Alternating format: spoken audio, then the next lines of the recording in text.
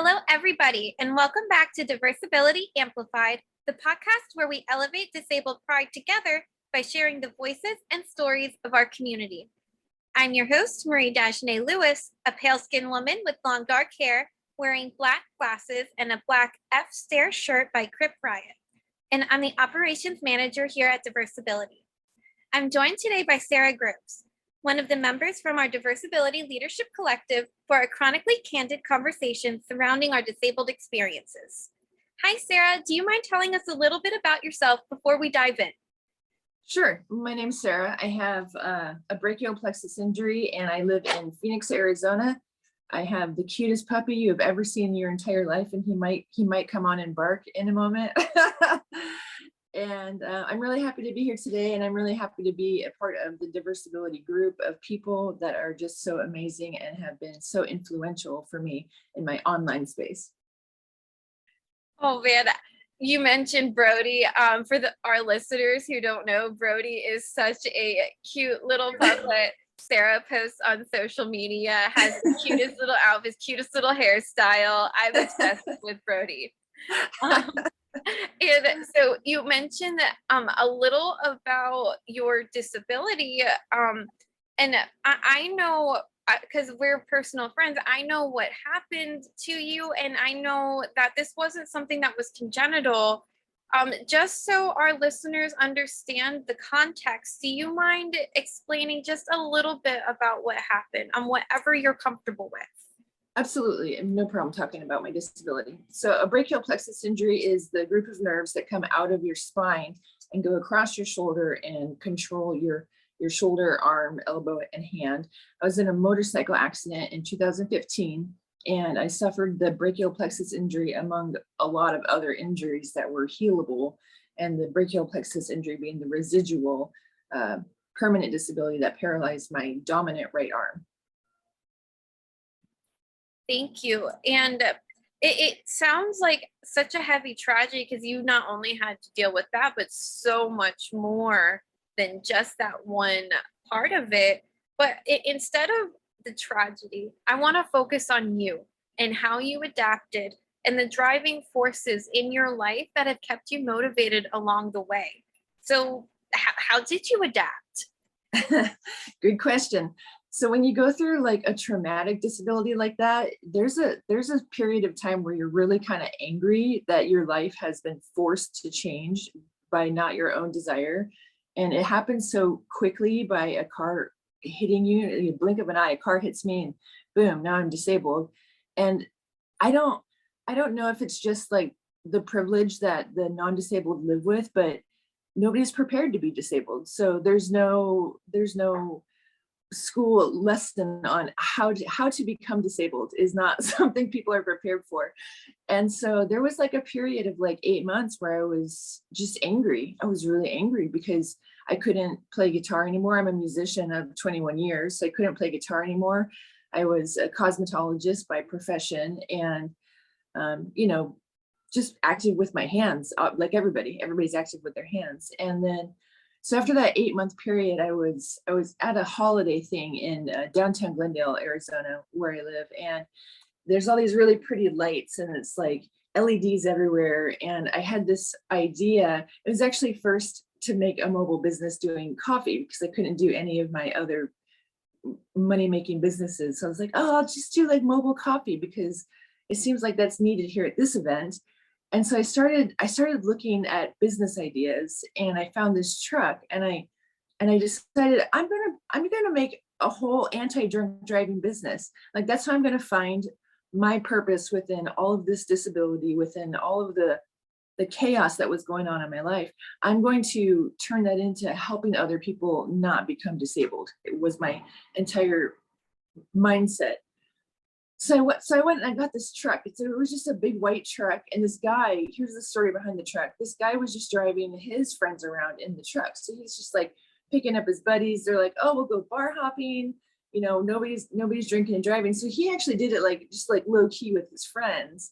And I'm like surrounded by all these LED lights. And so I have this idea. I'm like, no, this is going to be massive. Like we're going to turn this into like a whole friggin' thing where like, it's a party bus in a bread truck and nobody's going to be drinking and driving. And so I did it. So that was the pivot point in my disability for me, because I bought this truck. I had no idea anything about running a business like that. I had owned a salon, but never a party or entertainment business before.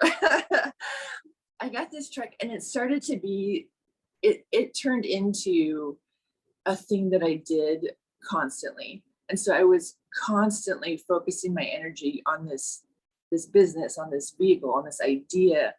And like, before I knew it, I became like kind of well known in my city. So I didn't realize like how much people loved it until I stopped doing it. So in 2019, right before COVID, I stopped doing it.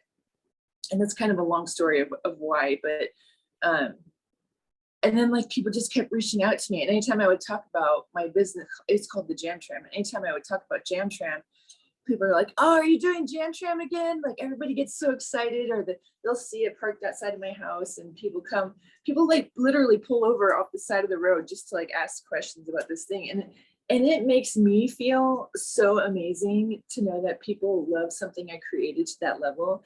And for me, I look at it as that's my disability. Like that is how I have adapted to my disability. That's where my brain is happiness, is helping others, is entertainment, is not seeing it as a destructive part of my life, but rather a growth point in my life. And the truck has evolved with me through the whole thing. And it's just such a cool experience to be a disabled business owner and successful at it. I feel like among all the other things I do in my life, I feel like that's my most proudest moment.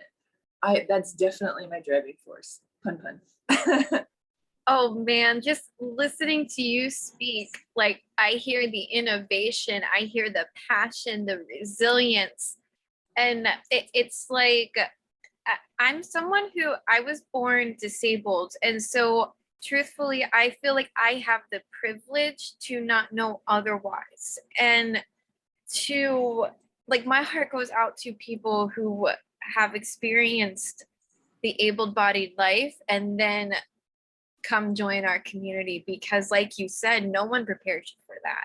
We Right. don't like, we're luckier in this day and age to where we have our communities like Diversability and our online social communities to where people are starting to feel empowered and share their stories. Yeah. But it's like still, it's all new. You don't really know. And then not only is it new, you have that grief, that rightful anger, that rightful tragic, like the heavy feelings. All of that is so much. And to see you rise like that phoenix, oh my gosh, that is something that it's very like, it motivates me as someone who is also, fighting the ableist society through entrepreneurship. It's like the ableist society doesn't want you to succeed. It doesn't want us to win. But when we are taking power back from it through our innovation and through our own, like trailblazing our own trails, we are like spitting in the face of the ableist society. Yeah. And that, what's interesting is it's a really fine line to walk too, that I'm learning. Like being successful as a disabled person, I have to really emphasize that I'm disabled, because people start to overlook it and I guess pretend that I'm not disabled. And so it's like a really fine line to walk when you are out there and publicly visible and doing things in the world. People don't want disabled people to succeed. And so they'll literally convince themselves that I'm not disabled, you're not disabled. Like it's a whole thing. oh my gosh, I am so glad you said that, because it's so true. It's like, I noticed for me personally, when I was a television director, it was so hard to get my disabilities acknowledged. Like I would be going to mental health professionals and they overlooked my autism for years because I was so high functioning. I was 19 years old directing television. There's no way this person has an intellectual disability. There's no way that this person has this problem because they're too successful. And it's like history has a habit of eradicating disability with all of the great historical figures, all of the greatest historical innovations, like the Right. keyboard, audiobooks, Albert Einstein, he was disabled. It's like you were so right on the target with that statement. How have you, I would love to know a little bit more about your experience as a disabled business owner fighting for your identity as a disabled business owner. Have you experienced any pushback? Do they invalidate you, or do you get some support with that? It's kind of mixed. I don't feel like anybody invalidates me, but I do feel like people continuously gloss over the disabled portion of my life. So you follow me on Facebook, so you see that I bring it up a lot because I have a decent following on Facebook with my social circle here in Phoenix, Arizona. But like, people want to pretend that I'm not disabled. People want to pretend that I'm doing all of this stuff I'm doing because I'm overcoming my disability, or because I'm what's the word I hate? I can't think of the word. That basically any word but disabled is what people describe me as. So I wouldn't call it pushback, but it's weird. It's a weird mindset that the general public has about a disabled person being successful. Mm-hmm. I do get a lot of support though. I have my family lives here, and so I get a ton of support from my family. I've got a good close circle of friends who, even though they're not really involved in my disabled portion of my life, they're really involved in seeing me be successful, and that's really nice. Mm-hmm. And that's what matters. It's ironic, that people gloss over the disability part of the business, when if that disability wasn't there, the business wouldn't be there either. Right. It's like disability is the source of so much pain as well. I know you didn't get to the point where you are without a struggle, but it's like in that struggle you were able to find what made you feel like you wanted to live your life, and that's what matters. It's the empowerment. It's taking back what was once taken from you. Yeah, absolutely. There's something, I'm not religious, but there's something spiritual about really connecting with the purpose in what you're doing. So like when I'm out working in my vehicle, or when I'm doing like right now I'm doing a huge renovation, when I'm out doing these things that I felt like were impossible, and I'm doing them, it is such an empowering spiritual moment for me to be. I don't, and part of my friendship, I don't give a fuck what anybody else thinks. When I am out there doing that, for me, it is such an empowering moment to know that like my disability isn't holding me back. My disability isn't making my life terrible. I am doing good in the world because I'm disabled. I am creating in the world. I am making art. I am entertaining. All of it is because I'm disabled. And it's, for me, it's a beautiful connection point to my disability. I really don't think I would have ever gotten to this point in my life had I not become disabled, where I felt like everything I do is meaningful and has purpose. And I know with every move I make, I'm helping people to be their better selves. I actually love that I became disabled in that weird way.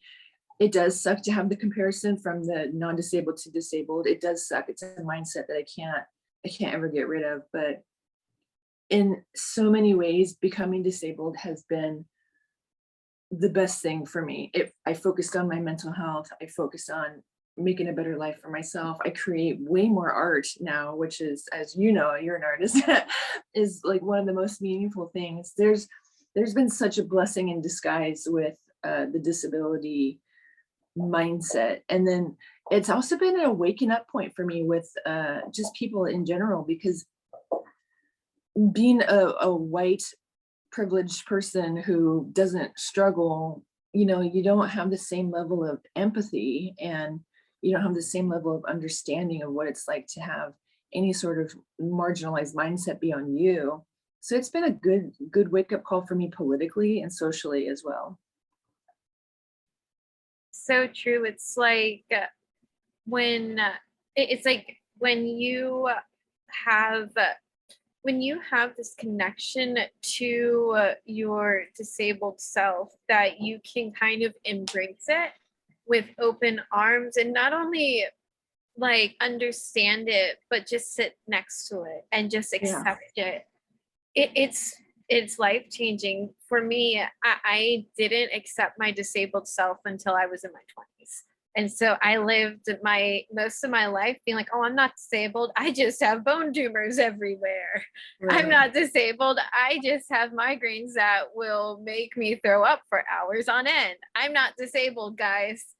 And once I finally accepted I am disabled and I have been way too hard on myself, I've been trying to live to standards I will never achieve, and standards that are just a cultural set of standards.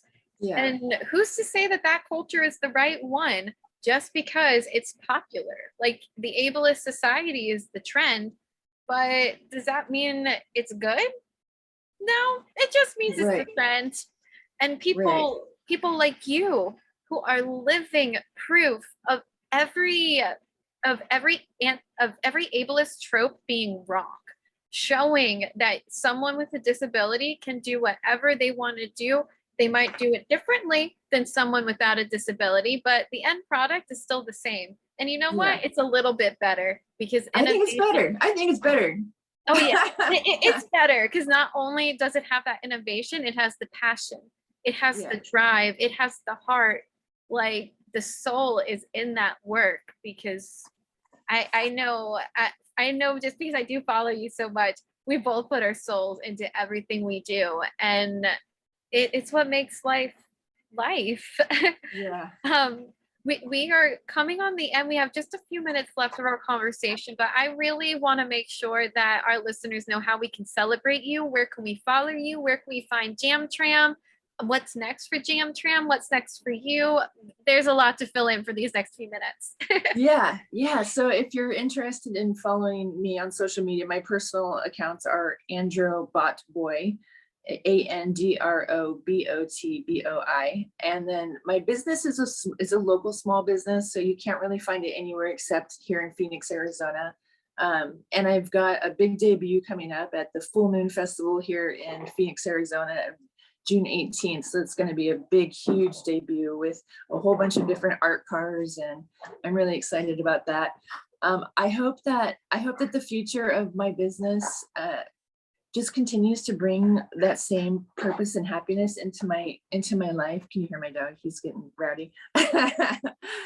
And so I like I said, I'm doing a renovation on my vehicle right now, so I'm turning it into a mobile entertainment and karaoke vehicle. And I hope to just keep bringing smiles to people as a disabled business owner, as an LGBTQ business owner, and really make waves on the ability I have to be successful in a friggin' ableist society that doesn't want me to be successful. I love it. And I just love the rebellion. I love just keep on living it, because that's the way we'll dismantle the ableist society, is through our lived experience and making sure that our presence is known, and that maybe the ableist society doesn't value our presence, but we do. And that's really where it all starts. Thank you so much for joining us today, Sara. I can't wait to see what comes next for you. Good luck at your festival. And thank you everyone for listening, and stay tuned for more Chronically Candid conversations. Have a great day. Thanks, Marie. Bye-bye.